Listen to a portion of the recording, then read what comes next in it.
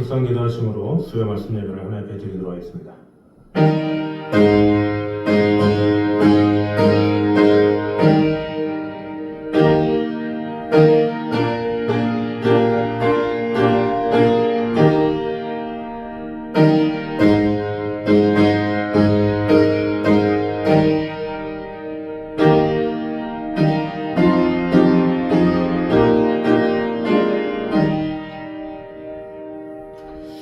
이러므로 우리도 항상 너희를 위하여 기도함은 우리 하나님이 너희를 그 부르심에 합당한 자로 여기시고 모든 선을 기뻐함과 믿음의 역사를 능력으로 이루게 하시고 우리 하나님과 주 예수 그리스도의 은혜로 우리 주 예수의 이름이 너희 가운데서 영광을 받으시고 너희도 그 안에서 영광을 받게 하려 함이라. 우리에게 영광을 주시고 그네 가운데 거하게 해주신 주님의 은혜를 찬양합니다. 오늘도 살아계신 하나님의 말씀으로 말미암아 그 영광을 맛보며 아버지 하나님께서 주시는 은총으로 승리하며 나아가는 성도들 되게 하여 주시옵소서. 예수님의 이름으로 기도드립니다. 아멘. 우리 찬송가 15장 찬양하겠습니다.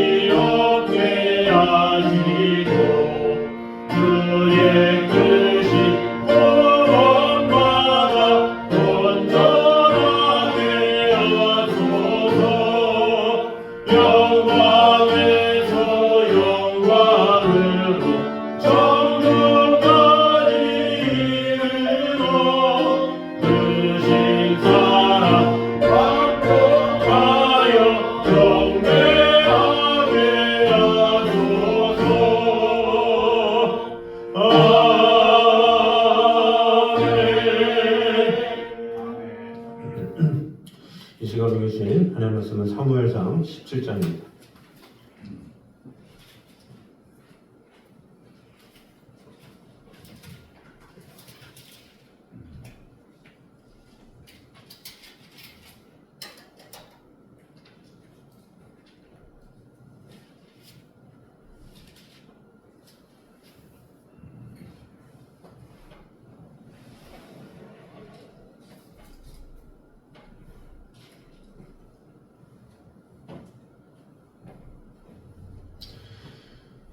사무엘상 17장 48절에서 58절까지 말씀 보도록 하겠습니다. 사무엘상 17장 48절에서 58절까지 말씀입니다. 교독하도록 하겠습니다. 블레셋 사람이 일어나 다윗에게로 마주 가까이 올 때에 다윗이 블레셋 사람을 향하여 빨리 달리며 손을 주머니에 넣어 돌을 가지고 물매로 던져 블레셋 사람의 이마를 치매 돌이 그의 이마에 밟히니 땅에 엎드려지더라. 다윗이 이같이 물매와 돌로 블레셋 사람을 이기고 그를 쳐 죽였으나 자기 손에는 칼이 없었더라. 다윗이 달려가서 블레셋 사람을 밟고 그의 칼을 그 칼집에 내며 그 칼로 그를 죽이고 그의 머리를 베니 블레셋 사람들이 자기 용사의 죽음을 보고 도망하는지라.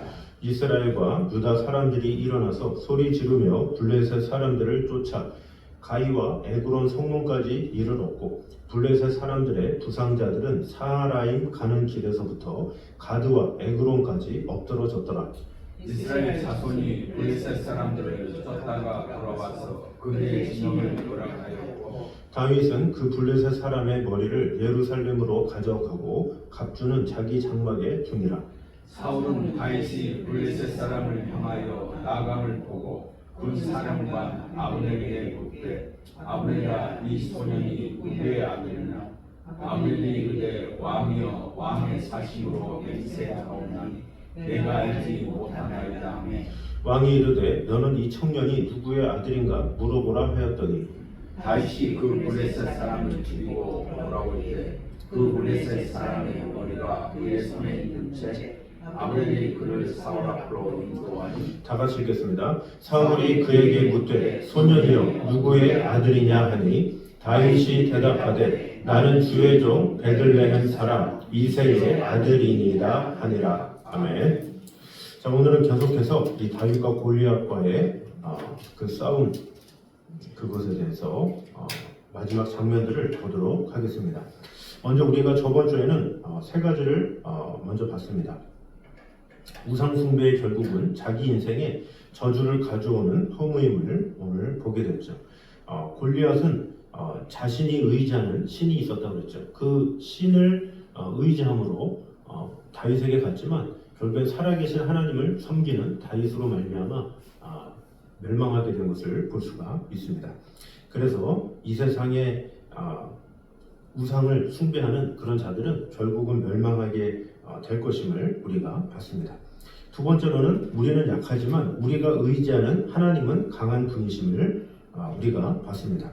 다윗은 몸도 작았고 또 무장도 하지도 않았고 그런 상황이었지만 어떤 탁월한 무기를 가진 것도 아니고 그저 물맷돌과 돌 5개였지만 그러나 하나님께서 그 약한 자를 들어서 세우신 것을 우리가 봤습니다. 그래서 우리가 비록 약하다 할지라도 하나님 앞에서 믿음을 가지면 하나님께서는 강한 자도 이기게 하신다는 것을 우리가 봤습니다. 세 번째로는 우리 성도는 자신의 행동으로 하나님의 살아계심을 증거해야 한다는 것을 보게 되었습니다.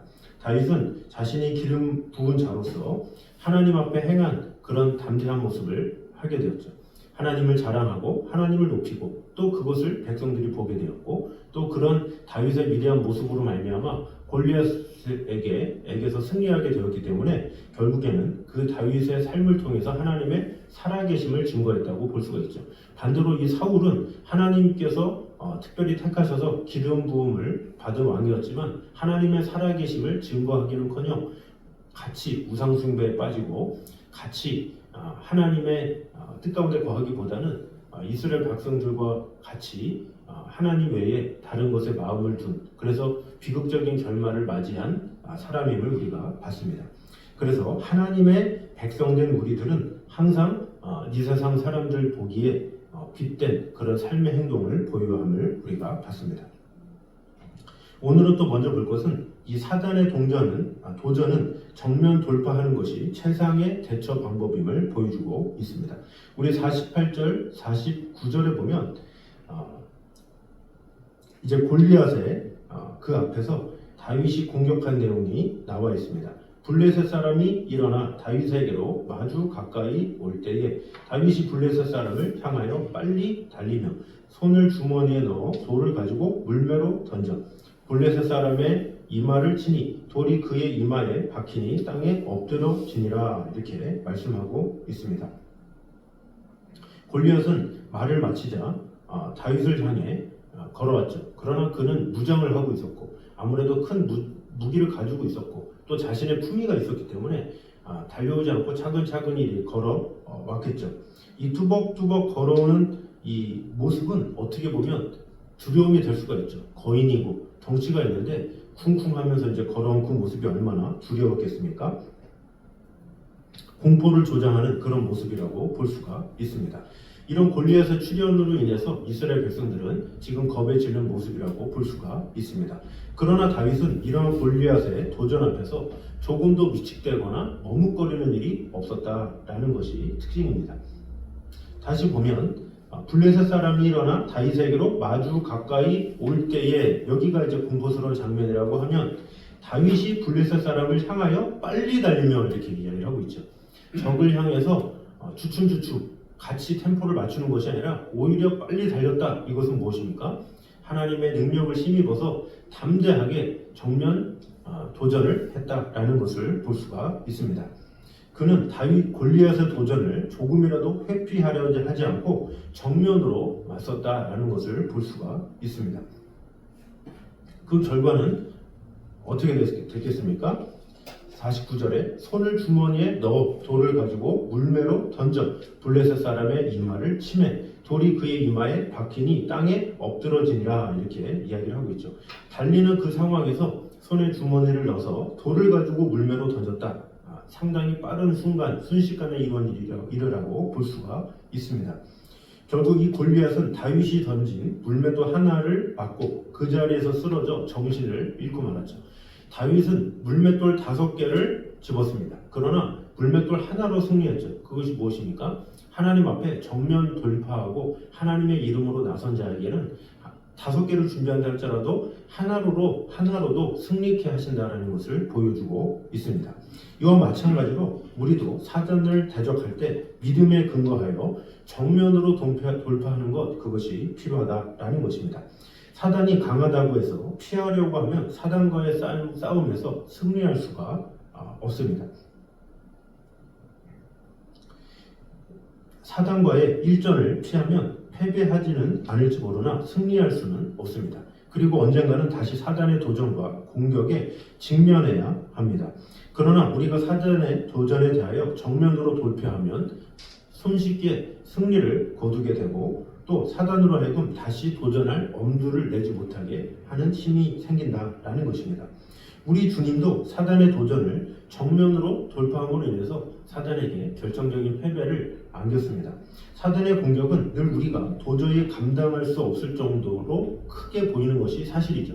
지금 골리앗의 모습이 지금 오늘날 우리에게 나타나는 사단의 모습일 수 있죠. 두려움으로 또 우리에게 여러 가지 모양으로 우리를 겁주고 위협하고 두려움에 떨게 하는 것이 바로 사단의 모습이죠. 골리앗과 다윗의 싸움에서 다윗이 싱거울 정도로 간단히 승리하리라고는 상상이나 했겠습니까? 사단이 성도를 공격할 때는 반드시 이와 같은 상황을 연출한다는 것을 우리는 알아야 합니다.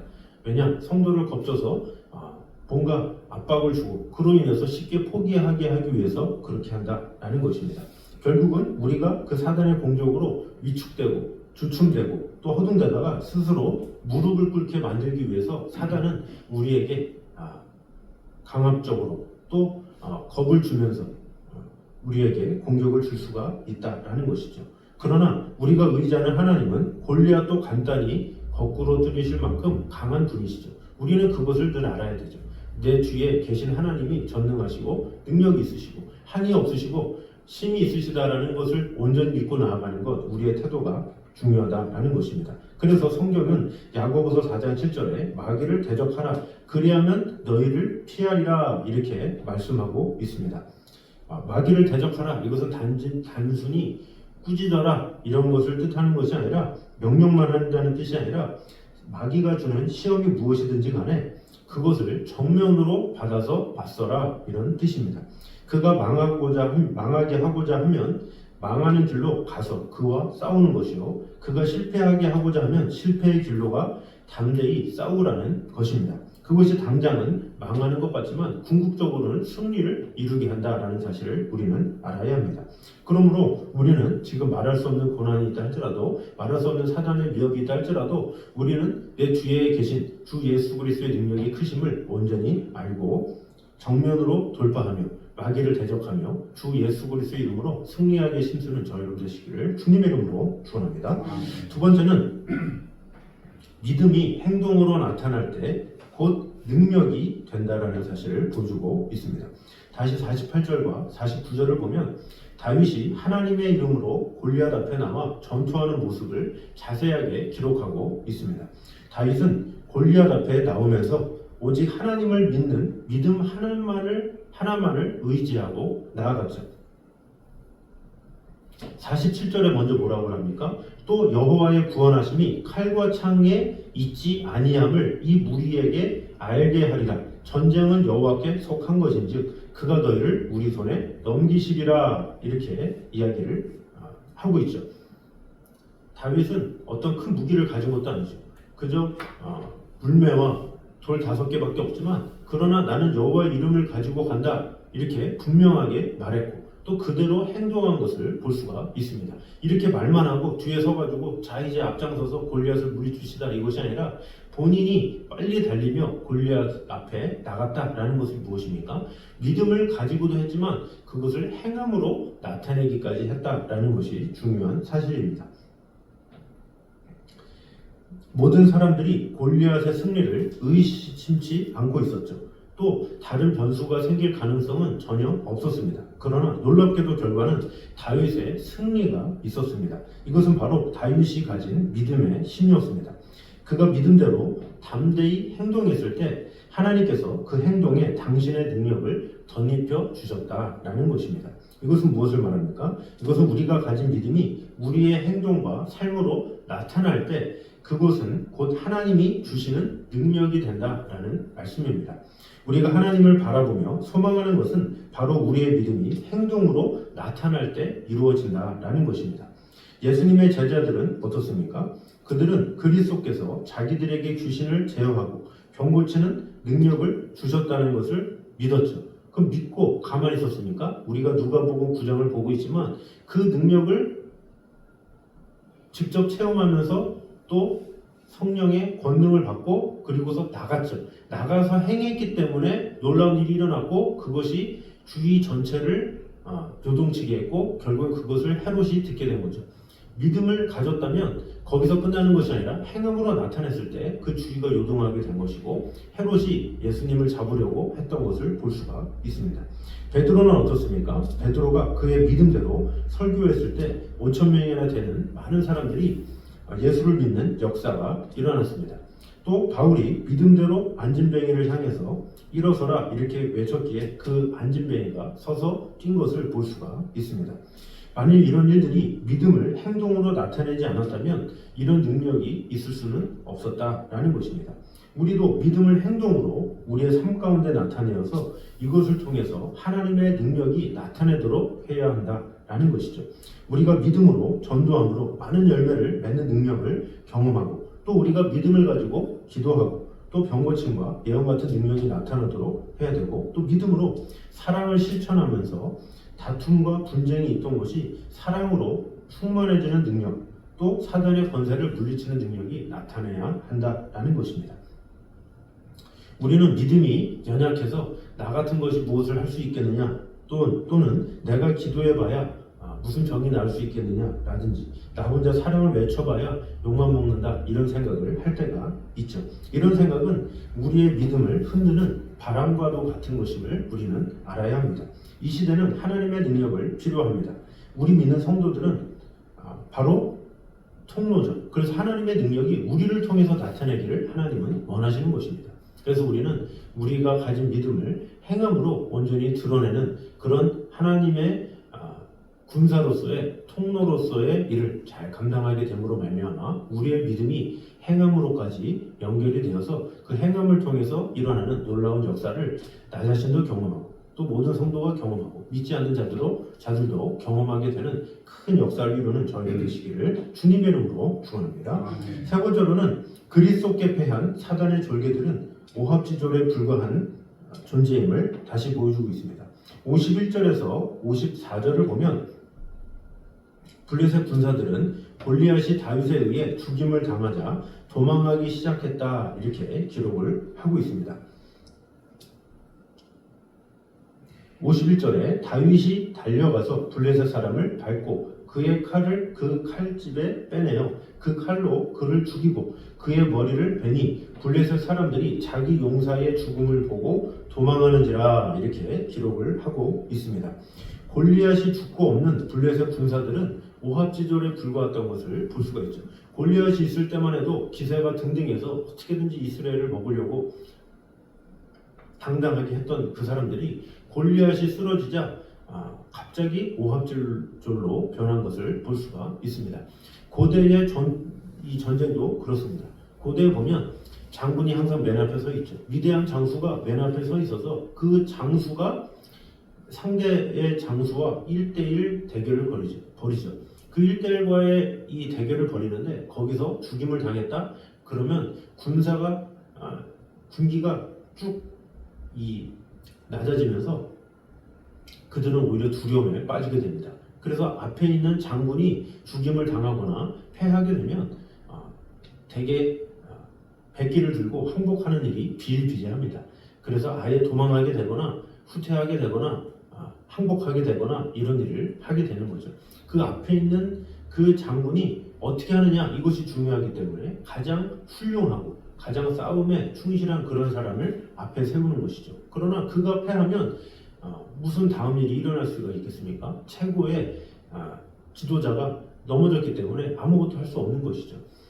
지금 이 상황도 마찬가지입니다. 블레셋 장수 골리앗은 이러한 영향을 받아서 내가 나가야겠다 해서 나아간 거죠.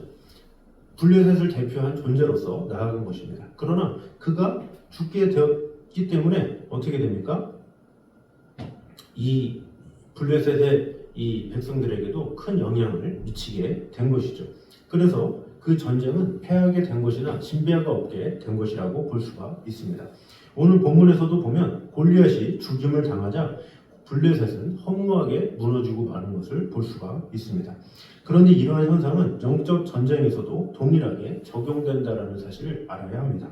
즉 영적 전쟁에서도 서로 대적하는 각 진영을 지휘하는 대장의 승패는 각 진영의 승패와 직결되는 것입니다.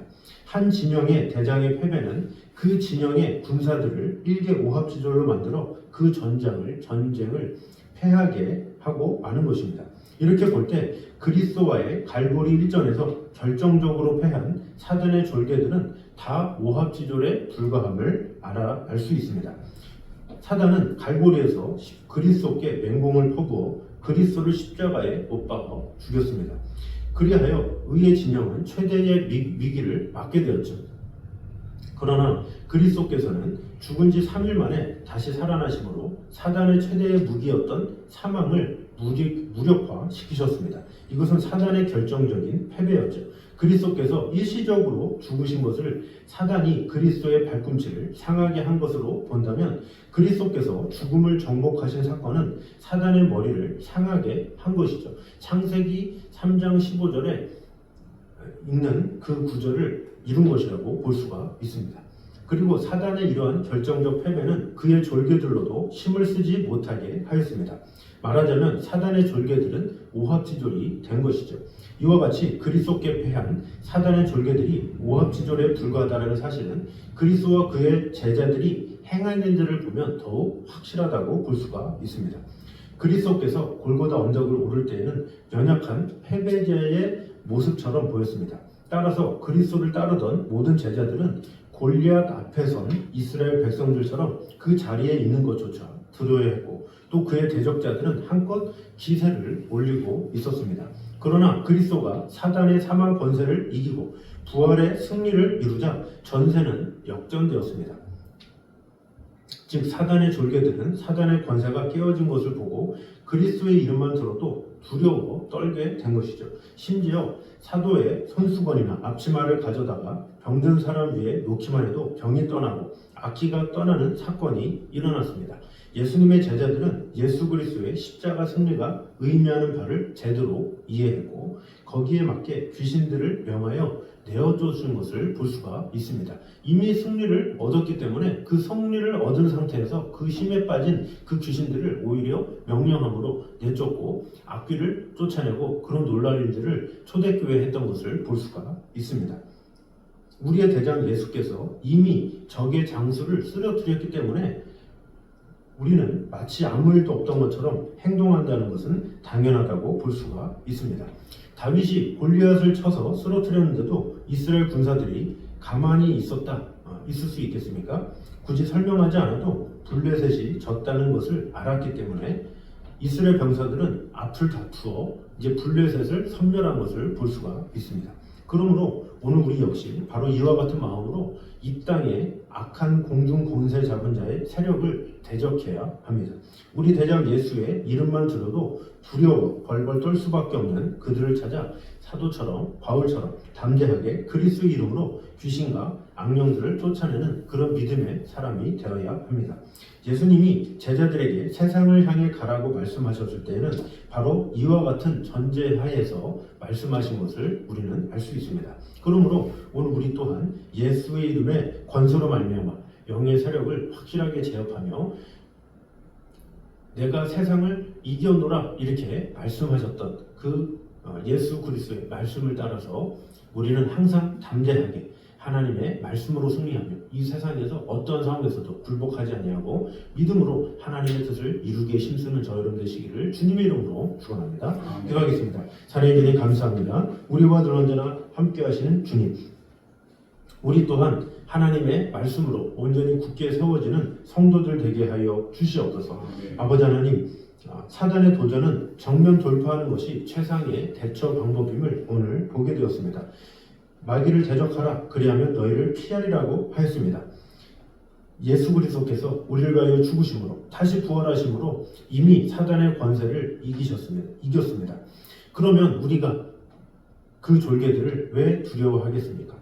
담대하게 하나님의 말씀으로 말미암아 늘 승리하며 나아가는 성도들 되게 하여 주시옵소서.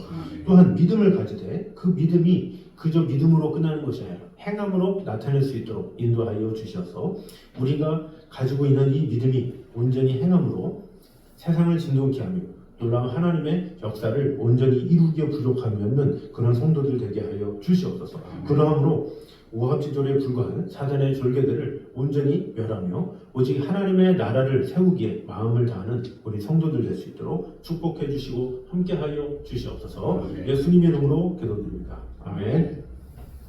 우리 찬송가 325장 전하겠습니다.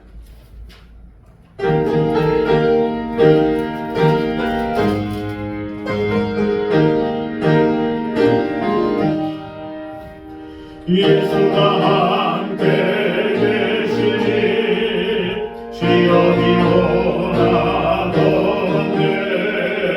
기쁨의 근원 되시는 예수를 위해 삽시다. 날마다 주를 섬기며 언제나 주를 믿고 그 사랑 안에 살면서 땅 위로 가지 맙시다. 이 세상 사는 동안에 주 이름 전파하면서 무한한 복락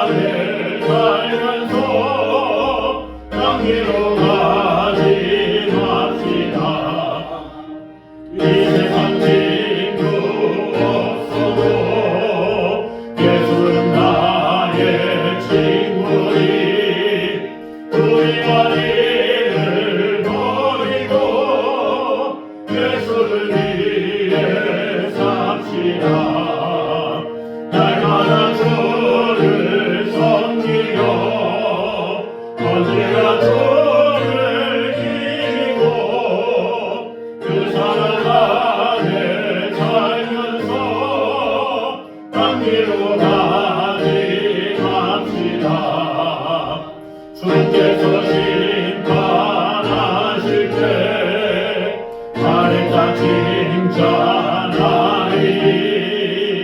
이러한 삶을 받도록 예수님의 삽시다 날마다 주를 섬기며 언제나 주를 믿고 그 사랑 안에 살면서 감기로 다짐합시다.